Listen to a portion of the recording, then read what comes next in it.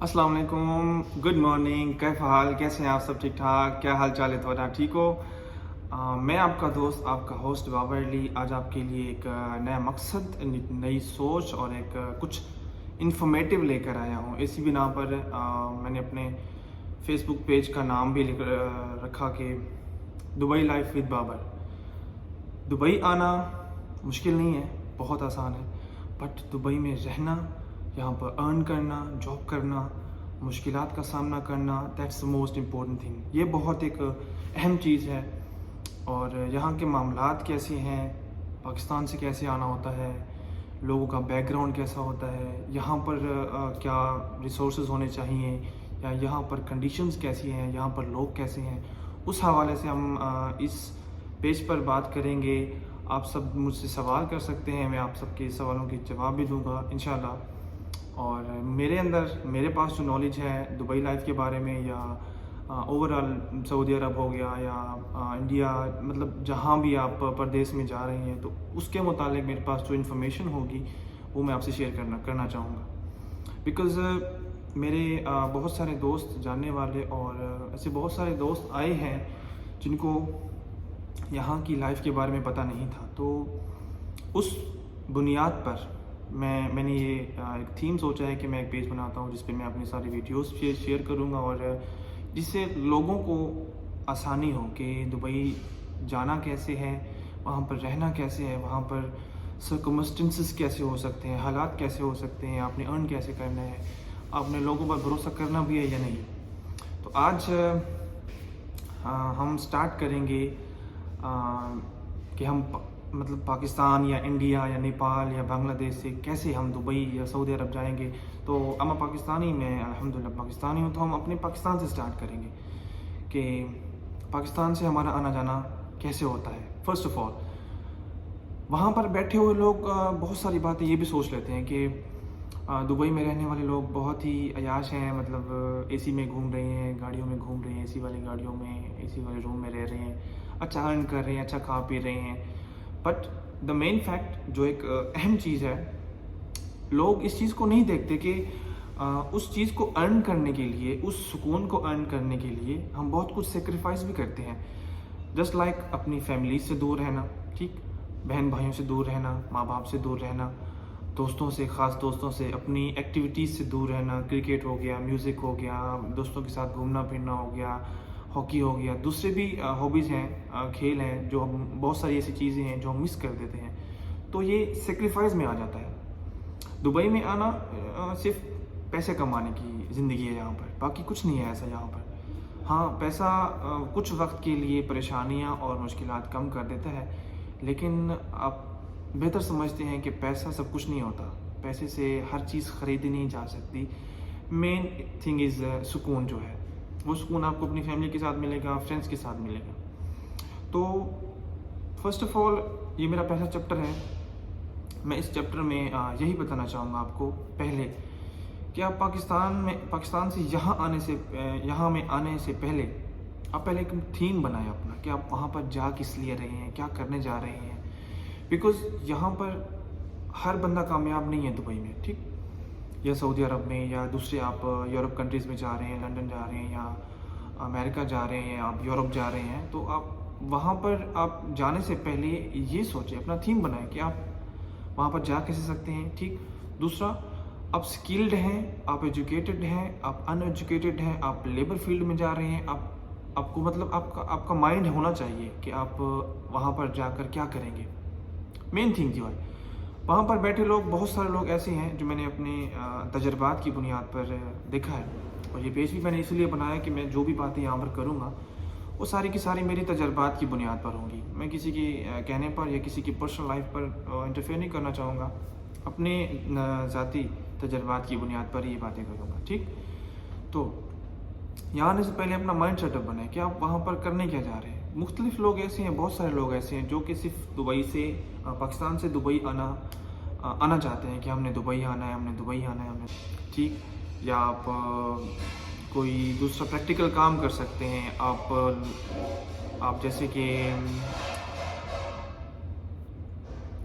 कि आप electrical engineer हैं, मैकेनिकल इंजीनियर हैं, या टेलर हैं, या आप सैलून मास्टर हैं या आप अच्छी डिग्री होल्डर हैं, ताकि आपको कंपनी हायर कर सके इजीली, आपको अच्छा पैकेज दे सके। ठीक, अगर आपको इंग्लिश बोलना भी आ जाता है, अच्छी इंग्लिश बोलना भी आता है, तो भी आप कहीं पर मार नहीं खाओगे, आपको एक अच्छे से पढ़े लिखे शोबे में डाल दिया जाएगा, डजेंट मैटर। लेकिन लेबर खाता जो यहाँ का है वो मुझे देखकर बहुत तरस आता है लोगों को, बिकॉज़ लेबर में इतना अर्निंग नहीं है और लेबर खाते में बहुत कम तबके वाले लोग आते हैं, और उनको देखकर बहुत एहसास भी होता है कि ये यहाँ पर कैसे आ गए। क्या, हाँ, मैं समझता हूँ पाकिस्तान के हालात ऐसे हैं, इंडिया पाकिस्तान हर जगह के ऐसे हालात हैं, तो लोग स्टेप लेते हैं, घर की जिम्मेदारियाँ होती हैं, बहन भाइयों की होती हैं, माँ बाप की होती हैं, तो ये लोग ये स्टेप लेते हैं, आई अंडरस्टैंड। लेकिन मैं उनको ये मशवरा देना चाहूँगा कि आप यहाँ पे दुबई सऊदी अरब जाने से पहले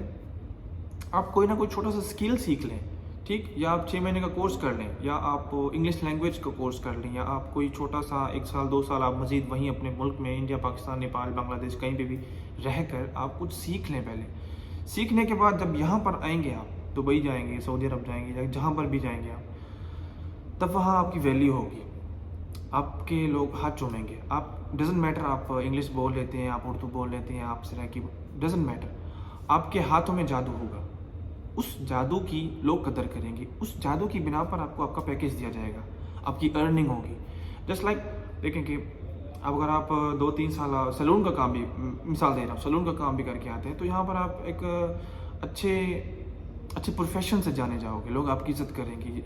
सैलून वाले के पास तो मेरे ख्याल में हर तबके के लोग जाते हैं, डॉक्टर, इंजीनियर, लेबर, बड़े से बड़ा अमीर, बड़े से अमीर, छोटे से छोटा गरीब आदमी भी जाता है। तो आप स्किल्ड होकर आएंगे तो आपकी वैल्यू है यहाँ पर, और वैल्यू वाले बंदे को यहाँ पैकेज उसका मुंह मांगा दिया जाएगा।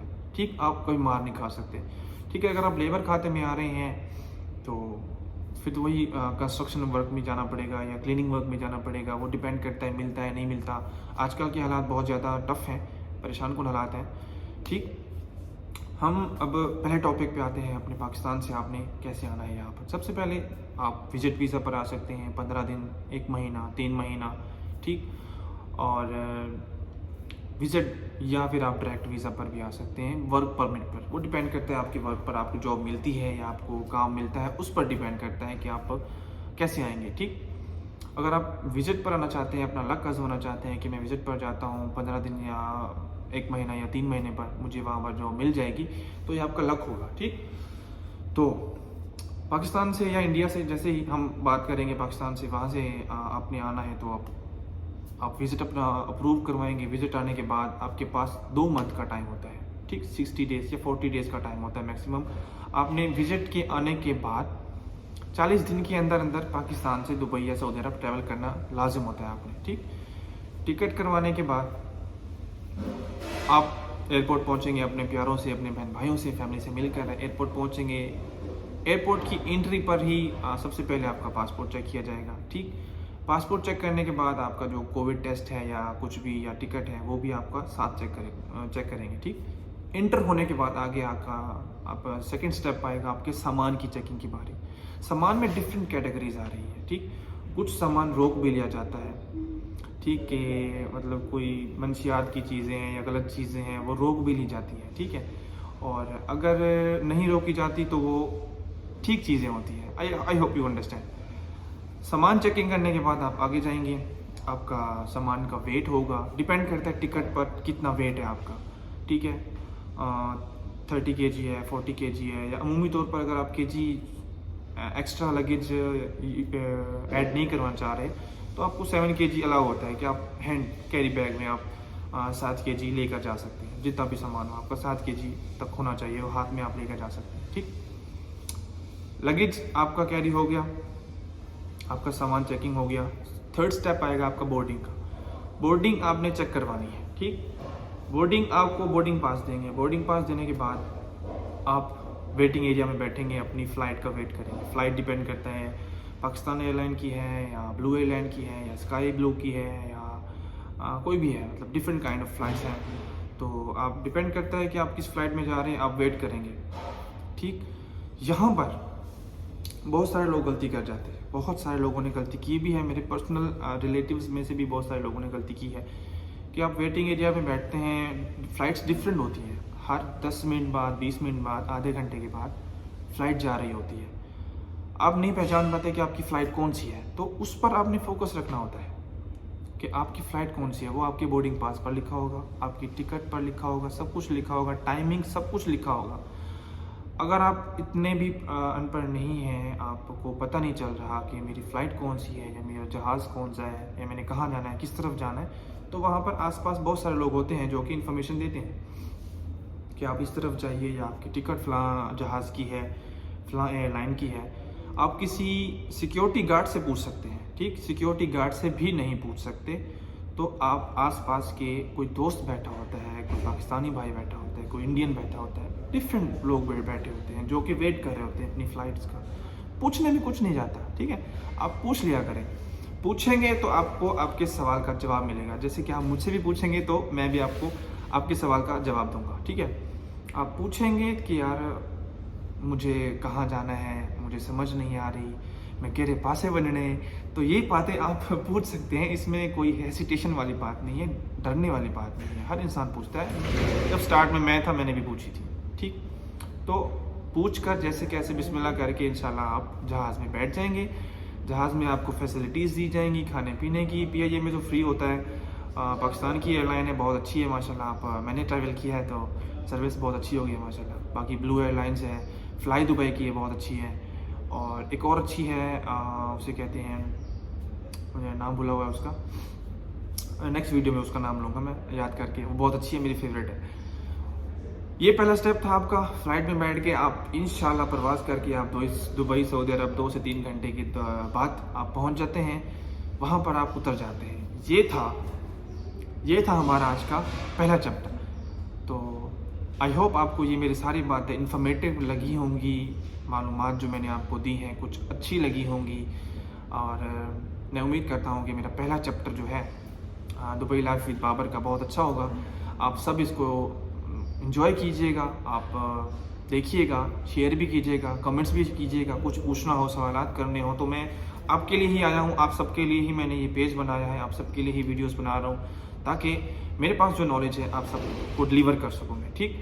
हम बहुत सारी बातें करेंगे लेकिन वो अगले चैप्टर में बातें करेंगे, ठीक है? तब तक अपना ख्याल रखिए, अपनी फैमिलीज़ का ख्याल रखिए, आसपास के माहौल को साफ़ सुथरा रखिए। पाकिस्तान जिंदाबाद। अल्लाह हाफ़िज़।